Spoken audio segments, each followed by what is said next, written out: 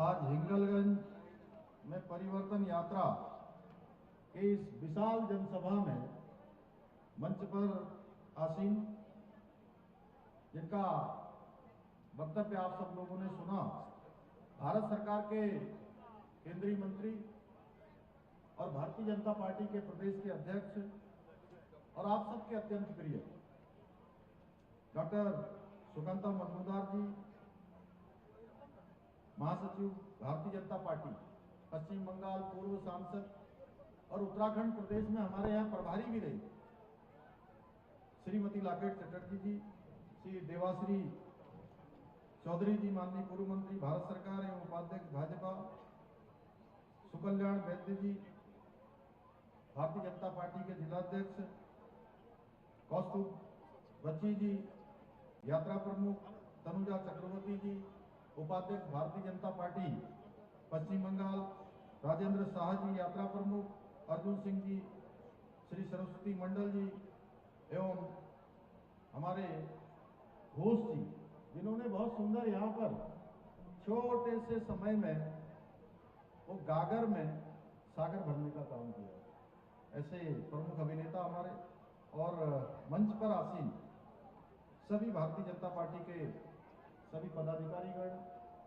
सभी नेतागण, समस्त जिला पदाधिकारीगण भारतीय जनता पार्टी, समस्त हमारे पूर्व जिलाध्यक्ष, विभाग का उपस्थित सभी पदाधिकारीगण, कार्यक्रम में बड़ी संख्या में उपस्थित हिंगलगंज क्षेत्र के मेरे भाइयों एवं बहनों, मेरे साथ कार्यक्रम में उपस्थित श्री विनय रोहेला जी, आपदा प्रबंधन सलाहकार समिति उत्तराखंड, श्री नंद प्रसाद जी, श्री रुद्रन घोष जी, संदीप बनर्जी जी, विभाग कन्वीनर एवं मीडिया के हमारे सभी मित्र, मैं सबसे पहले तो परिवर्तन यात्रा में आप सब इतनी बड़ी संख्या में आए हैं, मैं आप सबका दूर दराज के क्षेत्र से आई हुई समस्त माताओं का, बहनों का, बड़े बुजुर्गों का, सबका देवभूमि उत्तराखंड के मुख्य सेवक के रूप में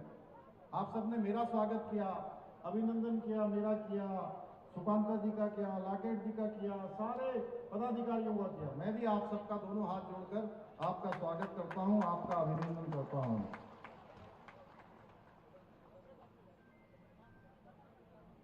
आज इस ऐतिहासिक नगरी में आप सबके बीच में आकर सच में मैं बहुत धन्य महसूस कर रहा हूं। मैं देवभूमि उत्तराखंड से आया हूं, इसलिए सौभाग्य की बात है कि जहां से गंगा मैया निकलती है, गंगा मैया का जहां उद्गम स्थल है गौमुख गंगोत्री, और उस स्थल से आज आपके बीच में मुझे गंगा के अंतिम छोर गंगा सागर की इस पावन धरती पर आप सबके बीच में आने का सौभाग्य प्राप्त हुआ है। भले ही उत्तराखंड और पश्चिम बंगाल भौगोलिक रूप से बहुत दूरी है, उत्तराखंड और मैं पश्चिम बंगाल की बात करूं, लेकिन मां गंगा गंगोत्री से चलकर पवित्र प्रवाह हमारे दिलों को जोड़ती है और हम सबको एक सूत्र में बांधने का काम करती है। मुझे यहां आकर जीवन का एक बहुत पुराना प्रसंग याद आ गया और दरअसल मुझे आनंद फिल्म बहुत पसंद थी। उसका वो फेमस डायलॉग, अमी तमाको भालोबासी बाबू मोसाई, ये सुनने में बहुत मीठा लगता था और उस डायलॉग की जो मिठास है उसने मेरे अंदर जो बंगाल की महान संस्कृति है उसको जानने की जिज्ञासा पैदा करी। और वैसा भी मैं अभी सुकांता से कह रहा था और लाकेट जी हमारे यहाँ प्रभारी रही। मेरा बचपन जो बांग्लादेश से 1971 के बाद लगातार एक बड़ी संख्या में जो शरणार्थी वहां बांग्लादेश से आए, वो सब मेरे घर के आसपास, मेरा जो उधम सिंह नगर जनपद है, कई लाखों की संख्या में वहां है, तो उनके बीच में ही मैं भी पला बड़ा और इसलिए यहाँ की संस्कृति से भी और बंगाल के हमारे बंगला समाज के जितने भी त्योहार होते हैं, सब त्योहारों में मुझे जाने का अवसर मिलता है, चाहे वो काली पूजा हो, दुर्गा पूजा हो, अन्य कोई हमारे संकीर्तन हो, सारे महोत्सवों के माध्यम से मुझे बंगला संस्कृति को जानने का नजदीक से अवसर मिला। और मैंने जब वास्तव में इस संस्कृति को बहुत गहराई से जानने का प्रयास किया तो मुझे ये बोध हुआ कि बंगाल कितना दिव्य और कितना महान है। ये वो भूमि है जहां भारत को राष्ट्रगान देने वाले रविंद्रनाथ टैगोर और राष्ट्रगीत वंदे मातरम के अमर रचयिता बंकिम चंद्र चट्टोपाध्याय दिए, अध्यात्म के क्षेत्र में रामचंद्र परमहंस दिए, स्वामी विवेकानंद जी जैसे युग पुरुषों ने यहां से निकलकर पूरी दुनिया को दिशा देने का काम किया। शिकागो के सम्मेलन में उन्होंने ऐसा उद्बोधन दिया कि पूरी दुनिया के अंदर भारत का यशगान हुआ। और विज्ञान के क्षेत्र में जगदीश चंद्र बसु और सत्येंद्रनाथ बसु जी ने पूरी दुनिया में भारत का मस्तक ऊंचा किया। स्वतंत्रता संग्राम के महान नायक सुभाष चंद्र बोस और महान क्रांतिकारी खुदीराम बोस की ये तपस्वी रही है। स्वामी विवेकानंद जी हम सबके आराध्य हैं। और मैं जहां से अब विधायक हूं, चंपावत, वहां पर आज अद्वैत आश्रम है और उस आश्रम में कई घंटों मैं ध्यान लगाने का मैंने वहां प्रयास किया है। साथ ही उत्तराखंड के जिन जिन स्थानों पर भी स्वामी विवेकानंद जी ने तपस्या की है, जिस जिस जगह पर वो रहे हैं, हम उत्तराखंड में उनका स्वामी विवेकानंद कॉरिडोर बना रहे हैं। ज्ञान, विज्ञान, साहित्य, कला और शौर्य, जीवन का ऐसा कोई क्षेत्र नहीं है जहां बंगाल ने अपनी प्रतिभा का लोहा न मनवाया हो। बंगाल केवल एक राज्य नहीं बल्कि भारत की चेतना का एक गौरवशाली केंद्र है। आज ऐसी महान धरा को, मां शारदा की इस भूमि को मैं देवभूमि उत्तराखंड की ओर से कोटि कोटि नमन करता हूं, कोटि कोटि प्रणाम करता हूं। भाइयों बहनों, आज ये पश्चिम बंगाल भारतीय जनता पार्टी की ये परिवर्तन यात्रा पश्चिम बंगाल में सुशासन लाएगी, सुरक्षा और विकास, इसके संकल्प का एक उद्घोष हुआ है। और आज इस विशाल सभा में आप सभी बंगाल के विभिन्न क्षेत्रों से, जिन क्षेत्रों से आकर आपने इतने उत्साह के साथ और संकल्प के साथ ये पहुंचे हैं, वो अपने आप में ऐतिहासिक है। जबकि मुझे पता है हम सब लोग कुछ विलंब से यहाँ पहुंचे हैं। आज यात्रा का पहला दिन है, लेकिन उसके बावजूद आपकी ये उपस्थिति, इतनी बड़ी संख्या में हमारे नौजवान उपस्थित है, हमारी मातृशक्ति उपस्थित है, इस बात का ये प्रमाण है कि बंगाल के अंदर अब परिवर्तन होने वाला है। यहाँ पर कमल फूल की सरकार आप सब लोग बनाने वाले हो। ये कोई साधारण जनसैलाब नहीं है, ये अन्याय के खिलाफ जनसैलाब एकत्र हुआ है, भ्रष्टाचार के खिलाफ जनसैलाब आया है, ये तुष्टीकरण, ये भाई भतीजावाद और कानून व्यवस्था के विरुद्ध उठी जनता की जागृत चेतना है। ये भीड़ नहीं है, ये परिवर्तन का प्रचंड संकल्प है। ये उमड़ा हुआ सागर तृणमूल कांग्रेस के अत्याचारी भ्रष्ट शासन के विरुद्ध जनता के बरसों से दबे हुए आक्रोश, पीड़ा और असंतोष का विस्फोट है। आज हिंगलगंज की धरती से उठ रही ये आवाज स्पष्ट संदेश दे रही है कि अब अन्याय नहीं चलेगा, अब तुष्टीकरण नहीं चलेगा और अब पश्चिम बदलाव बदलेगा, पूरा राज्य बदलेगा और तेज गति से विकास की गति में आगे बढ़ता जाएगा। भाइयों बहनों, हमारी ये यात्रा उस बंगाल के निर्माण का संकल्प है जिसकी परिकल्पना गुरुदेव रविंद्रनाथ टैगोर ने सोनार बंगला के रूप में की थी। और ऐसा बंगाल जहां मन भयमुक्त हो, मस्तक गर्व से ऊंचा हो। लेकिन मैं आज हिंगलगंज की इस क्रांतिकारी धरती से जो मेरे मन में कुछ सवाल आते हैं, कुछ प्रश्न आते हैं, कुछ सीधे सवाल आप सबसे पूछना चाहता हूं। अपनी अंतरात्मा पर हाथ रखकर बताइए, क्या आज का बंगाल वैसा ही है जैसा गुरुदेव रविंद्रनाथ टैगोर चाहते थे? क्या है क्या वैसा? जोर से बोलिए आप लोग, बिल्कुल हाथ उठा के बोलिए। नहीं है। क्या आज के युवाओं के हाथ में रोजगार है? जोर से बोलिए, है ना? क्या आज हमारी माताओं बहनों की सुरक्षा को सम्मान मिल पा रहा है जिसके वो उत्तराधिकारी हैं? तो अब हमें मिलकर गुरुदेव के उस स्वप्न को फिर से जीवित करना होगा। हमें ऐसे बंगाल का निर्माण करना होगा जो पूरे भारत के लिए संस्कृति, शिक्षा और समृद्धि का प्रकाश स्तंभ बने।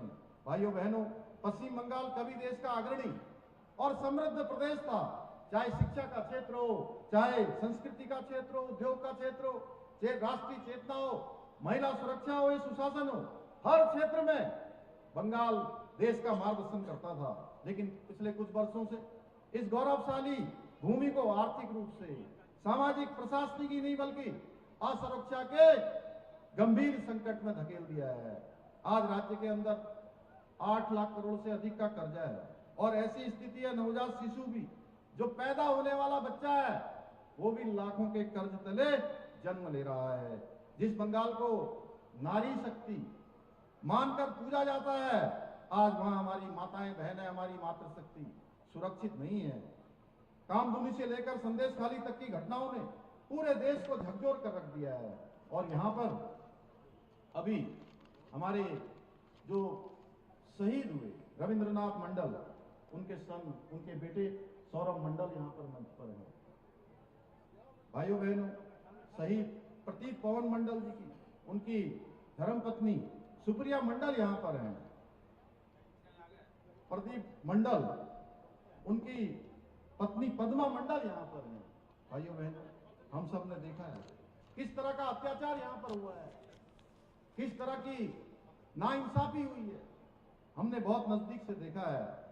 संदेश खाली आपके बिल्कुल पड़ोस में, आप सब जानते हैं किस तरह से वहां पर महिलाओं के साथ क्या क्रूरता हुई है। वहीं कलकत्ता का आरजीकर मेडिकल कॉलेज और अस्पताल में एक तैनात महिला डॉक्टर के साथ किस प्रकार बर्बर घटना ने पूरे देश को, केवल बंगाल ही नहीं पूरे देश को आक्रोशित कर दिया। और उस घटना ने हमारी बहन बेटियों को न्याय देने के लिए तृणमूल की पुलिस और प्रशासन ने रातों रात सबूत मिटाने का काम किया है। भाइयों बहनों, ममता दीदी, आप तो सत्ता में ये कहकर आई थी कि हम कर्मचारियों को डीए देंगे, महंगाई भत्ता देंगे, और आपने कहा था कि जो सरकार कर्मचारियों को महंगाई भत्ता नहीं दे सकती उसको सत्ता में रहने का कोई अधिकार नहीं है। लेकिन मैं बताना चाहता हूं, आज केंद्र और राज्य में डीए में 40% का अंतर किसी राज्य में है तो पश्चिम बंगाल में है। ममता दीदी ने सरकारी कर्मचारियों के हक पर भी डाका डाला है। आपने बंगाल के हमारे युवाओं को, शिक्षित युवाओं को कर्मजीवी बनाने की बजाय आपने उनको भत्ताजीवी बना दिया है। 5,000 10,000 रुपए का भत्ता देकर छोड़ दिया है। युवाओं को रोजगार के नाम पर केवल धांधली मिल रही है, भ्रष्टाचार मिला है। ऐसा करके भी ये कहते हैं कि तृणमूल कांग्रेस के लोग कहते हैं हमने विकास किया है। अरे भाई, आपने क्या विकास किया है? यहाँ रायमंगल नदी के तटबंध बार बार टूट रहे हैं, सुंदरबन का विशाल क्षेत्र बाढ़ की चपेट में है, लोग बेघर हो रहे हैं, फसलें बर्बाद हो रही हैं। साबलेस बिल ग्राम पंचायत में इच्छामती नदी का तटबंध किसी भी क्षण टूट सकता है, पूरे गांव डूब सकते हैं। 13 नंबर बागड़ा डाबर स्विच गेट के पास दरारें आ गई हैं। ग्रामीण लोग रात को ठीक से सो नहीं पा रहे हैं, भय के साये में जी रहे हैं, और तृणमूल सरकार मूक दर्शक बनकर बैठी हुई है। National cyclone risk mitigation project, जो आपकी सुरक्षा के लिए, बंगाल की सुरक्षा के लिए 2015-16 में भारत सरकार ने स्वीकृत किया था, लेकिन 10 साल बाद भी वो केवल कागजों पर सीमित है। मैं पूछना चाहता हूं कि दिल्ली से जो पैसा आपकी सुरक्षा के लिए भेजा गया था, यहाँ के विकास के लिए भेजा गया था, साइक्लोन से तटबंध बनाने के लिए भेजा गया था, आखिर वो कहां चला गया? किसकी तिजोरी में चला गया? भाइयों बहनों, उससे किसकी जेब भर गई? हिंगलगंज के हमारी भाई बहन आज भी शुद्ध पानी पीने के लिए तरस रहे हैं। 15 साल का शासन हो गया और शुद्ध पानी नहीं मिल रहा है। मैं पूछना चाहता हूं, ये शासन है या बंगाल की जनता के साथ कि भद्दा मजाक है? तृणमूल के शासन में केवल भ्रष्टाचार ही नहीं हुआ है, बल्कि बंगाल के भविष्य को, नींव यानी शिक्षा को भी पूरी तरह से ध्वस्त करके डाल दिया गया है। 8200 स्कूल पूरी तरह से बंद हो गए, 8,200 स्कूल बंद हो गए, और 10,000 स्कूल बंद होने के कगार पर है। जिस बंगाल ने पूरे देश को ज्ञान का प्रकाश दिया, आज उस बंगाल का भविष्य, उसके बच्चों का भविष्य अंधेरे कमरों में सिमट गया है। इतना ही नहीं, तृणमूल के कुशासन में किसान और उद्योग भी पूरी तरह से तबाह हो गए हैं। भाइयों बहनों, अनेक प्रसंग है, अगर मैं उसको सुनाऊंगा। मैं पूछना चाहता हूं कि क्या यही आपका मां माटी और मानुस है जो आपने नारा दिया था? यहां घुसपैठ हो रही है चारों तरफ से। सीमा सुरक्षा का मुद्दा अत्यंत गंभीर है। सीमा पर बेरोक टोक से आज भी बंगाल ही नहीं पूरे देश की आंतरिक सुरक्षा के लिए यहां बड़ा खतरा पैदा हो गया है। अभी मेरे से मीडिया वाले पूछ रहे थे जब मैं आ रहा था कि कह रहे SIR यहां पर लागू हो रहा है, उसके खिलाफ ममता दीदी धरने पर बैठने वाली है। अरे पूरे देश के अंदर SIR हो रहा है भाई, लोकतंत्र स्वच्छ पद्धति से चलता है, पारदर्शिता से चलता है, तो आपको क्या परेशानी है अगर कोई फेक वोट अगर हटाए जा रहे हैं, जो गलत तरीके से पढ़ने वाले वोट है, जो आपके अधिकारों पर डाका डालने वाले लोग हैं, आखिर उनको हटाने का काम चुनाव आयोग कर रहा है, उसमें आपको परेशानी हो रही है भाइयों बहनों। और फर्जी वोट के काम, जाली वोटर ID के दम पर घुसपैठियों को बसाया जा रहा है, खास वोट बैंक को मजबूत किया जा रहा है। मैं पूछना चाहता हूं कि CAA का कानून आता है देश के अंदर, जो बांग्लादेश में है, अफगानिस्तान में, पाकिस्तान में जो हमारे हिंदू शरणार्थी भाई हैं, उनको यहाँ की नागरिकता देने का काम हमारे प्रधानमंत्री मोदी जी के नेतृत्व में भारत की सरकार करती है। तो भाइयों बहनों, उससे भी आपको परेशानी होती है। लेकिन मैं आज आप सबके समझ स्पष्ट करना चाहता हूं, केंद्र सरकार अपने संकल्प पर अडिग है। हमारे जो शरणार्थी भाई बहन दशकों से न्याय की प्रतीक्षा कर रहे हैं, उन्हें नागरिकता और उनको सम्मान हर कीमत पर मिलकर रहेगा। उनकी नागरिकता को कोई नहीं रोक सकता है। ये डबल इंजन की भाजपा की सरकार, इसकी गारंटी है। भाइयों बहनों, हमारे राज्य के अंदर उत्तराखंड के अंदर उधम सिंह नगर जिले में बड़ी संख्या में बंगाली परिवार निवास करते हैं। दशकों से उनके सर्टिफिकेट जब बनते थे तो उनके सर्टिफिकेट में पीछे लिखा जाता था पूर्वी पाकिस्तान। और मेरे पास आए, मैंने तत्काल कहा कि इस प्रकार का सम्मान नहीं हो सकता, इस प्रकार का भेदभाव नहीं होगा और मेरे बंगाली भाई बहन सम्मान के साथ जिएंगे। हमने वो पूर्वी पाकिस्तान जो शब्द लिखा जाता था उसको वहां समाप्त कर दिया गया है। अब उनके सर्टिफिकेटों में कहीं नहीं लिखा जाता है। इतना ही नहीं, हमने बंगाली परिवारों को मालिकाना हक देने का काम किया है ताकि वो सम्मान पूर्वक आसानी से अपनी छत के नीचे रह सके। भाइयों बहनों, आज देश के अंदर अनेक कीर्तिमान हमारे प्रधानमंत्री नरेंद्र मोदी जी के नेतृत्व में हो रहा है। जो कई दशकों से असंभव काम थे, उन कामों को किया जा रहा है। चाहे कश्मीर में धारा 370 समाप्त करना हो, या मुस्लिम बहनों को 3 तलाक से मुक्ति दिलाना हो, या फिर सर्जिकल स्ट्राइक करके उन दुश्मनों को उनके घर के अंदर जाकर उनको करारा जवाब देना हो, हर फैसले में भारत की संपूर्णता मजबूती से आज दुनिया ने देखी है। चाहे CAA का कानून के माध्यम से या शरणार्थियों को न्याय मिला है। वर्षों के बाद हम सबके आराध्य देव, जिनका नाम हम हर क्षण लेते हैं, हर पल लेते हैं, कोई परेशानी होती है तो सबके मुंह से निकलता है राम राम, हे राम, श्री राम, जय राम। ऐसे राम का मंदिर बनाने का काम भी किसी के नेतृत्व में हुआ है तो प्रधानमंत्री श्री नरेंद्र मोदी जी के नेतृत्व में हुआ है। भाइयों बहनों, इतना ही नहीं, गरीबों और पिछड़ों के अनेक योजनाएं लागू की है प्रधानमंत्री जी ने। आज गरीब कल्याण अन्न योजनाओं और अंतिम छोर में जो लोग खड़े हैं उन सबको लाभ मिल रहा है। पूरे देश के अंदर आयुष्मान योजना से 5 लाख रुपए का इलाज हो रहा है। लेकिन बंगाल में ये योजना लागू नहीं है, क्योंकि बंगाल के गरीबों को इस हक से वंचित करने का काम किया गया है। क्योंकि उनको लगता है कि इस योजना का लाभ सीधे मरीज को मिलेगा, सीधे उस लाभार्थी को मिलेगा जिसको इलाज की आवश्यकता है, और सीधे अस्पताल को पैसा जाएगा, इनको कमीशन उसमें नहीं मिलेगा। भाइयों बहनों, यही हाल प्रधानमंत्री किसान सम्मान निधि का है, क्योंकि वो भी सीधे खातों में जा रहा है। किसानों को आज सौर पंप दिए जा रहे हैं, लेकिन तृणमूल सरकार यहां भी उसमें बाधा बन जाती है। उज्ज्वला योजना से करोड़ों बहनों को धुएं से मुक्ति मिली है। स्वच्छ भारत के तहत राज्य में 85 लाख शौचालय बने हैं, लेकिन TMC वालों ने भ्रष्टाचार की सीमा को देखी है और इस योजना के लिए केंद्र हजारों करोड़ रुपए भेजती है, लेकिन ये सरकार उस पर अपना स्टिकर लगाकर बंगलारबाड़ी उसको बताने लगती है। भाइयों, मोदी जी पैसा भेजते हैं, भारत की सरकार पैसा भेजती है। यहां तक कि इन लोगों ने घटाल मास्टर प्लान के लिए जो आवंटित 1500 करोड़ रुपए थे, वह भी राजनीतिक देश की भेंट चढ़ा दिए हैं। आज यहां पर एक तरफ पूरी तरह से तृणमूल कांग्रेस का लूट तंत्र है, दूसरी तरफ आदरणीय प्रधानमंत्री जी का बंगाल की जनता के प्रति अगाध प्रेम और स्नेह और सम्मान है। भाइयों बहनों, आज प्रधानमंत्री मोदी जी ने बांग्ला भाषा को शास्त्रीय भाषा का दर्जा देकर हर बंगाली के सम्मान को बढ़ाने का काम किया है। उन्होंने हमारी आस्था के प्रतीक दुर्गा पूजा को यूनेस्को के वैश्विक मंच पर मान्यता दिलाई है। कर्तव्य पथ पर नेताजी सुभाष चंद्र बोस की प्रतिमा स्थापित करके उन्हें वो सम्मान दिया है जो बहुत पहले मिल जाना चाहिए था, जिसके वे अधिकारी थे। इस वर्ष हम श्री बंकिम चंद्र चट्टोपाध्याय जी की महान रचना वंदे मातरम, जिसके 150 वर्षगांठ मना रहे हैं, 150वीं वर्षगांठ मना रहे हैं। जो विपक्ष के लोग वंदे मातरम को भूल चुके थे, आधा अधूरा गाते थे, उन्हें वंदे मातरम याद दिलाने का काम इस 150वीं वर्षगांठ पर हमारे प्रधानमंत्री आदरणीय नरेंद्र मोदी जी ने किया है। भाइयों बहनों, अंतर साफ है।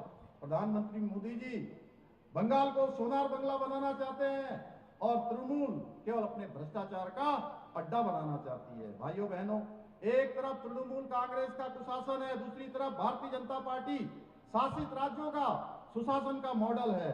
आप स्वयं देखिए, जहां जहां भी भाजपा की सरकारें हैं, जहां भी डबल इंजन की सरकारें हैं, वहां विकास केवल कागजों पर नहीं होता है बल्कि धरातल पर दिखाई देता है। अगर मैं देवभूमि उत्तराखंड की बात करूं तो देवभूमि उत्तराखंड देश का पहला राज्य है आजादी के बाद जहां रहने वाले सभी लोगों के लिए एक समान कानून, समान नागरिक संहिता का कानून लागू हो गया है। भाइयों बहनों, हमारा राज्य इस क्रांतिकारी कानून को लागू करने वाला देश का पहला राज्य बन गया है। इसके अलावा धर्मांतरण, लव जिहाद जैसी गंभीर घटनाओं को रोकने के लिए हमने सख्त धर्मांतरण रोधी कानून लागू किया है। साथ ही हमारी सरकार ने दंगा रोधी कानून, नकल विरोधी कानून और लैंड जिहाद के खिलाफ भी कठोर कार्रवाई हमने शुरू की है। इतना ही नहीं, हमने राज्य में मदरसा बोर्ड को समाप्त करके सभी अल्पसंख्यक बच्चों को भी आधुनिक शिक्षा से जोड़कर उनके भविष्य को दिशा देने का प्रयास किया है, जिससे वो कट्टर धार्मिक शिक्षा के बदले असल ज्ञान अर्जित कर सकें। आज मैं इस मंच से आश्वस्त करना चाहता हूं, बंगाल में भी भारतीय जनता पार्टी की सरकार आने पर इसी प्रकार के कानून लागू होंगे। भाइयों बहनों, जो बंगाल की विरासत के साथ साथ यहाँ की डेमोग्राफी को भी सुरक्षित किया जाएगा।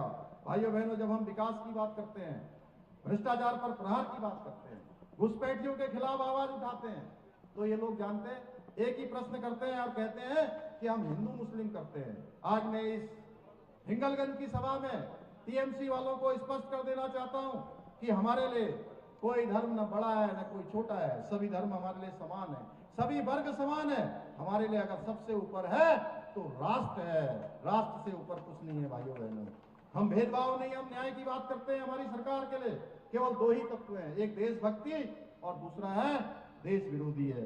लेकिन वो लोग कान कूद कर सुन लें, जो देश विरोधी तत्वों को संरक्षण देगा, हमारी सीमा की सुरक्षा से खिलवाड़ करेगा, भारत की एकता अखंडता को खंडित करने का दुस्साहस करेगा, हमारी सरकार किसी कीमत पर उसको नहीं छोड़ेगी। तुष्टीकरण का समय अब समाप्त हो चुका है। अब केवल राष्ट्रवाद और सबका विकास, सबका साथ, सबका प्रयास चलेगा। भाइयों बहनों, परिवर्तन यात्रा को जिस प्रकार से लोगों ने समर्थन दिया है, सड़कों पर आकर समर्थन दिया है, उससे निश्चित रूप से इनमें खलबली मचना स्वाभाविक है।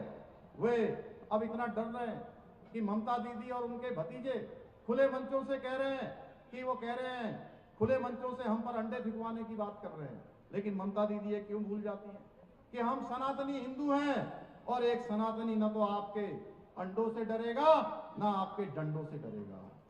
हम उस महान संस्कृति के उपासक हैं जो अपने दुश्मनों को भी फूल की मालाएं पहनाकर उनका स्वागत करते हैं। लेकिन ममता दीदी और उनका भतीजा केवल तुष्टीकरण की राजनीति करते हैं। भाइयों बहनों, पश्चिम बंगाल की दुर्दशा का सबसे बड़ा कारण ममता दीदी और उनके भतीजे हैं। तुष्टीकरण की राजनीति है। सत्ता के लालच में आज वो इस कदर अंधे हो चुके हैं कि उसे बंगाल का भविष्य नहीं बल्कि अपने वोट बैंक नजर आता है।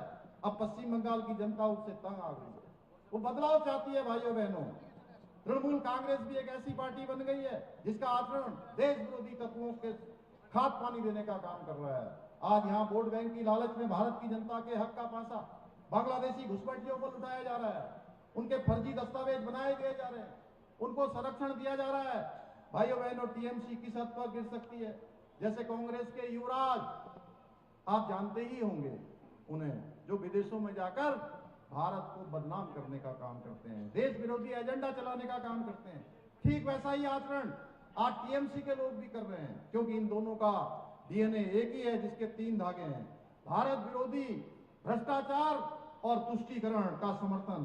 लेकिन दूसरी तरफ आज आदरणीय मोदी जी के नेतृत्व में सबका साथ सबका विकास मूल मंत्र के साथ देश के अंदर काम हो रहा है। भाइयों बहनों, टीएमसी के कुशासन ने पश्चिमी बंगाल की स्थिति को वामपंथियों के काले दौर से भी और अधिक विभत्स बना दिया है। और मैं आज इस मंच से आप सबको विश्वास दिलाना चाहता हूं कि चुनाव जीतने के बाद बंगाल की महान संस्कृति और महान गौरव के संरक्षण और विकास के साथ साथ स्वाभिमान का संरक्षण और सम्मान ही भाजपा की असली पहचान बनेगी जब आप कमल फूल की सरकार बनाएंगे। जैसे हमने उत्तराखंड में यूसीसी लागू करके हर नागरिक को सम्मान देने का अधिकार किया है, वैसे ही पश्चिम बंगाल की इस क्रांतिकारी धरती पर भी ये सब कानून लगेंगे। मैं इस अवसर पर यह भी कहना चाहता हूं, पिछली बार बंगाल की जनता ने हमें 38% वोट देकर अपना समर्थन दिया था। हमने दिखा दिया कि बंगाल की जनता बदलाव चाहती है और निर्णायक रूप से हमारी ओर देखती है। उस जनमत ने बंगाल की राष्ट्रवाद की एक मजबूत नींव रखने का काम किया जिसे आप कोई हिला नहीं सकता। भाइयों बहनों, इस बार केवल थोड़े से धक्के की जरूरत है। आपका एक एक वोट, आपका थोड़ा सा जोश, प्रयास इस टीएमसी की भ्रष्ट और तुष्टीकरण की दीवार को ढहाने का काम करेगा जिसने 15 सालों में पश्चिम बंगाल के विकास को रोका है। भाइयों बहनों, मैं आप सबसे आह्वान करना चाहता हूँ, बंगाल के उज्जवल भविष्य के लिए आप सब आगे आएं और हम सब मिलकर ऐसे बंगाल का निर्माण करें जिस पर देश को गर्व हो। एक ऐसा बंगाल जो विकास, सुशासन और सांस्कृतिक गौरव का प्रतीक बने। आइए हम सब एक साथ दोनों हाथ उठाकर बोलेंगे, बंगाल के सर्वांगीण विकास के लिए बीजेपी। आप कहेंगे, मैं कहूंगा, बंगाल के सर्वांगीण विकास के लिए आप कहेंगे बीजेपी। बंगाल के सर्वांगीण विकास के लिए बीजेपी। बंगाल में सुशासन और भयमुक्त राज्य के लिए बीजेपी। बंगाल के खोए हुए गौरव और सांस्कृतिक सम्मान की पुनर्स्थापना के लिए बीजेपी। अपनी सीमाओं को सुरक्षित करने और देश को घुसपैठियों से बचाने के लिए बीजेपी। हमारी माता के परम वैभव, भारत माता के परम वैभव और सनातन संस्कृति की रक्षा के लिए बीजेपी। हमारी माताओं बहनों और उनके सम्मान और सुरक्षा की गारंटी के लिए बीजेपी। युवाओं को बिना सिफारिश, बिना रिश्वत, बिना पर्ची, बिना खर्ची के पारदर्शी नौकरी के लिए बीजेपी। बंगाल की धरती से गुंडा राज समाप्त करने और अपराधियों पर बुलडोजर चलाने के लिए बीजेपी। लव जिहाद, धूप जिहाद और लैंड जिहाद जैसी साजिशों को जड़ से उखाड़ने के लिए बीजेपी। इसी के साथ एक बार मैं आप सभी को पुनः दंडवत प्रणाम करते हुए अपनी बात को समाप्त करता हूं। भारत माता की, भारत माता की, वंदे वंदे। धन्यवाद।